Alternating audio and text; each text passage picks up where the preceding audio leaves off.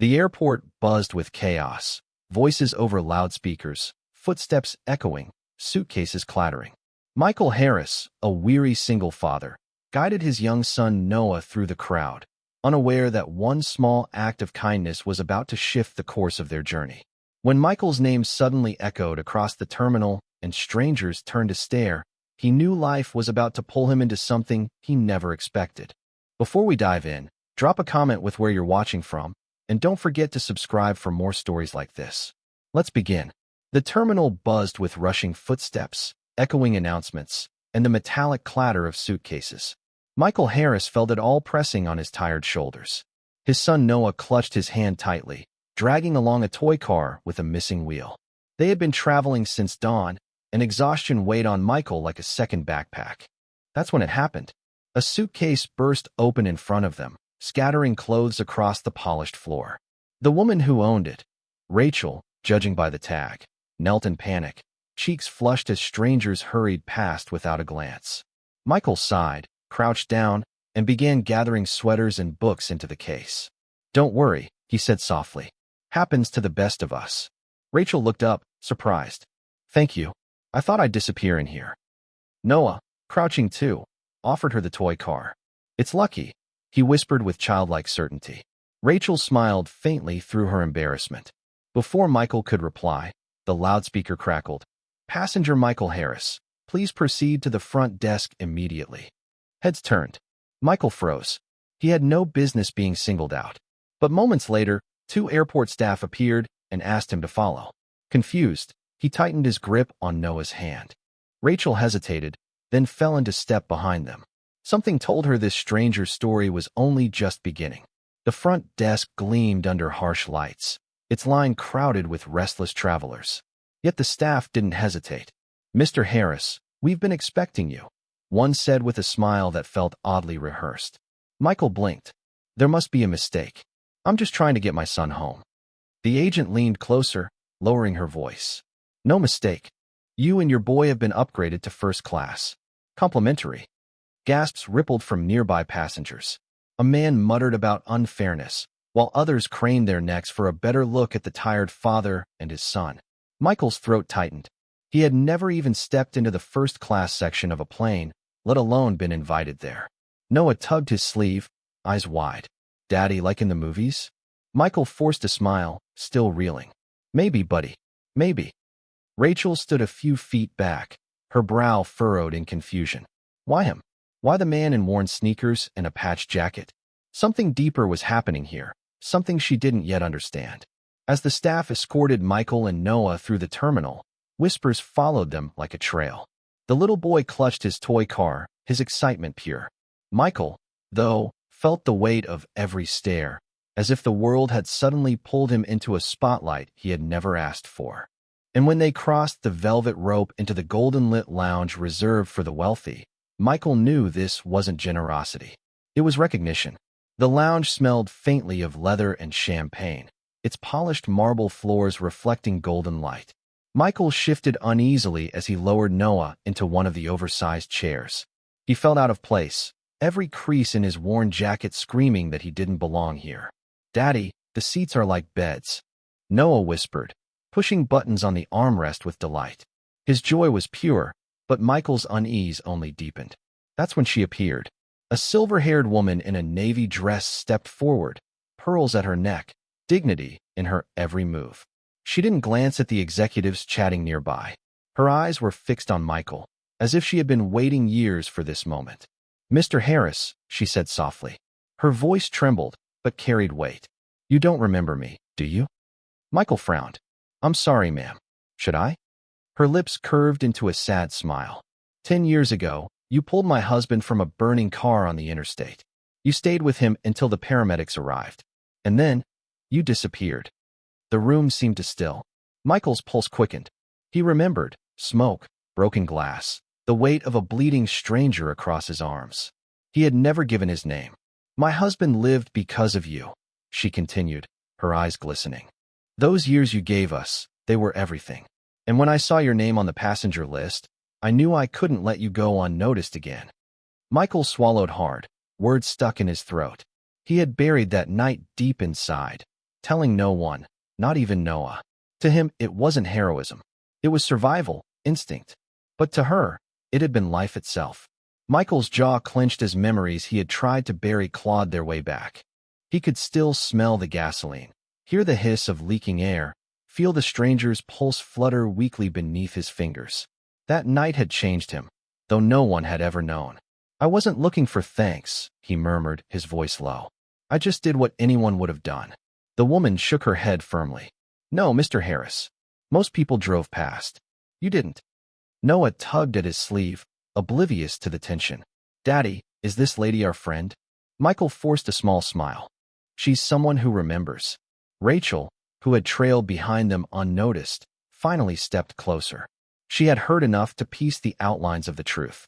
This wasn't luck or charity. It was a debt of gratitude circling back years later. She studied Michael's tired face, the way he shifted uncomfortably under the attention. He wasn't basking in it. He wanted to vanish. The woman reached into her bag and pressed something into Michael's palm, an embossed card. "When we land, there's more I need to give you. Please, don't refuse me." Michael's throat tightened as he slipped the card into his jacket without looking. For a moment he wanted to run, to grab Noah and fade back into anonymity. But his son's wide-eyed wonder and Rachel's quiet gaze held him in place. The intercom crackled. "Flight 227 now boarding." The moment was over, but the weight of it followed Michael onto the plane. The first-class cabin was hushed, its wide seats lined with crisp white pillows. Noah wriggled excitedly into his, testing every button he could find. Michael, however, sat rigid, shoulders tense, as though comfort itself was a burden he didn't deserve. Rachel slipped into the seat across the aisle. She wasn't supposed to be there. She'd quietly asked to be moved. But something about Michael's story pulled her in.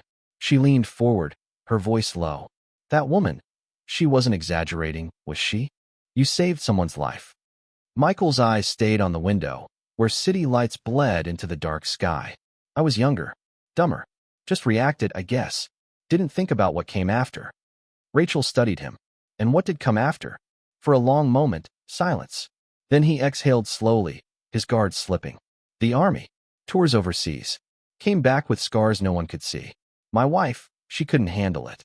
Left when Noah was 3. Since then, it's just been us." His voice cracked almost imperceptibly, but he pressed on. "Work whatever shifts I can.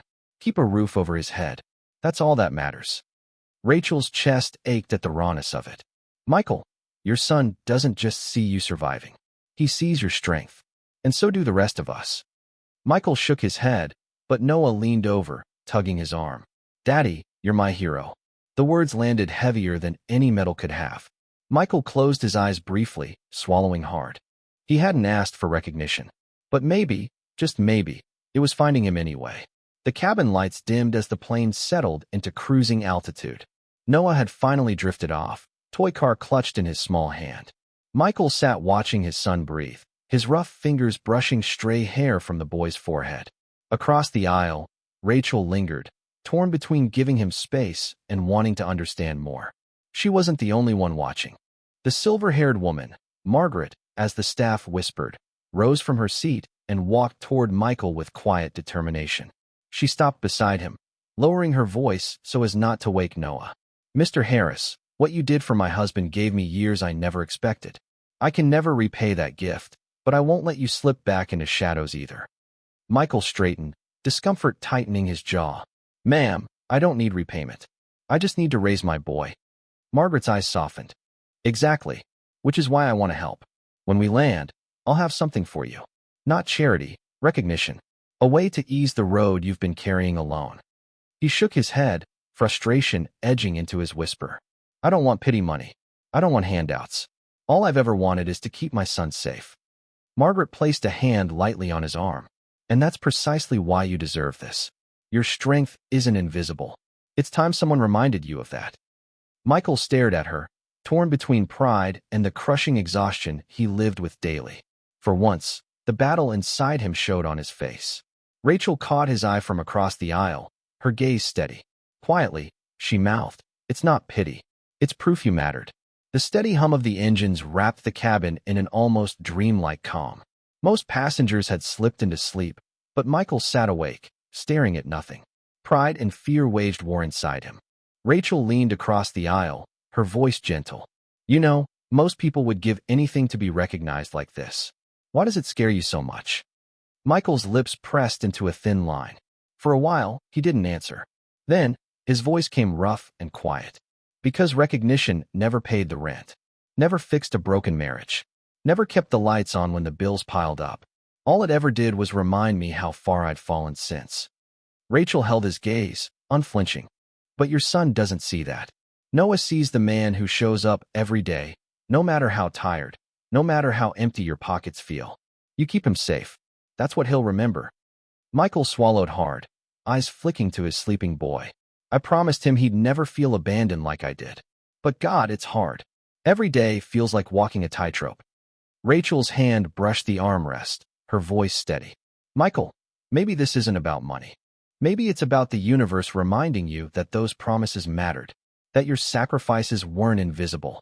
Sometimes, life circles back to tell us we were never alone. His throat ached at her words.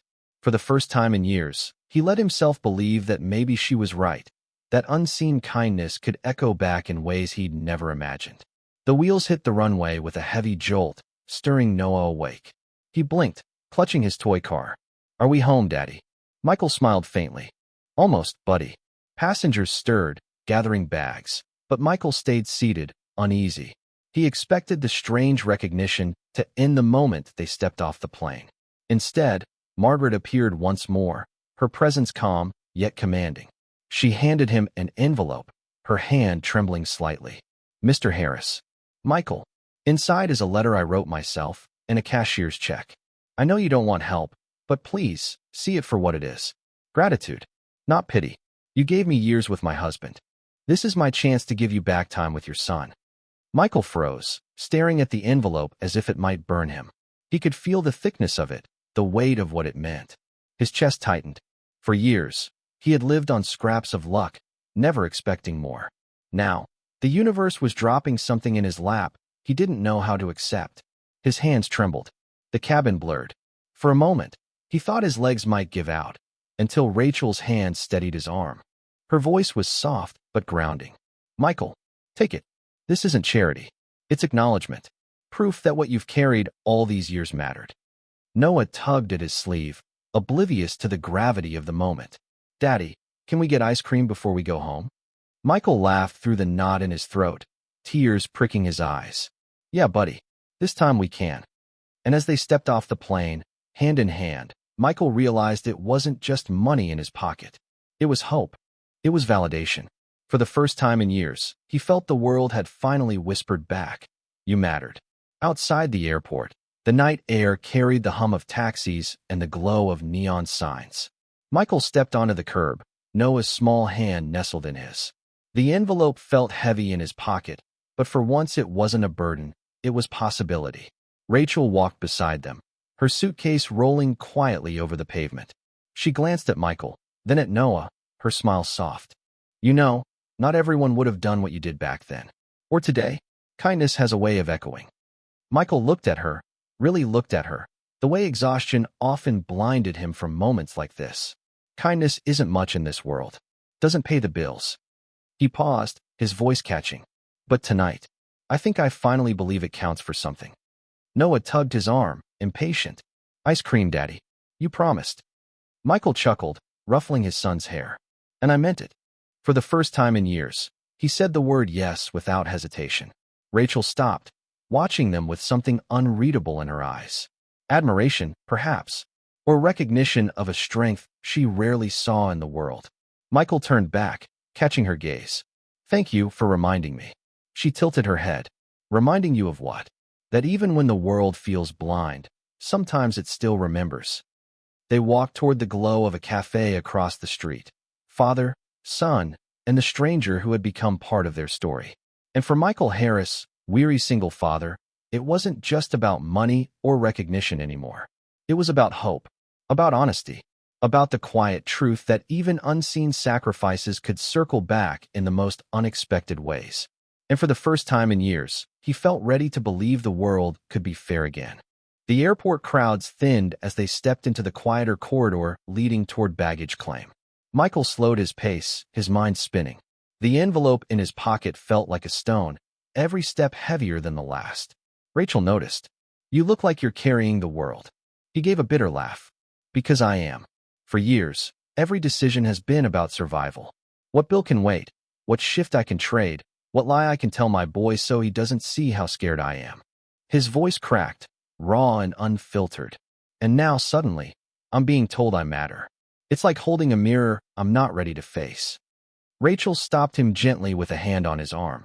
"Michael, you do matter. Not because of the check, or the recognition, or even the past. You matter because you chose to stay kind when life gave you every reason not to. Do you know how rare that is?" For a moment, his breath caught. No one had said those words to him before. Not his commanders, not his wife, not even himself. Noah, skipping a step ahead, turned back with a grin. "Daddy, hurry up. The ice cream will melt without us." Michael's eyes softened, watching his son's joy.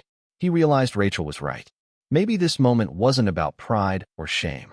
Maybe it was about finally accepting that kindness had value, enough to change a life. He exhaled, long and shaky. "All right," he whispered. "Maybe it's time to stop running from it."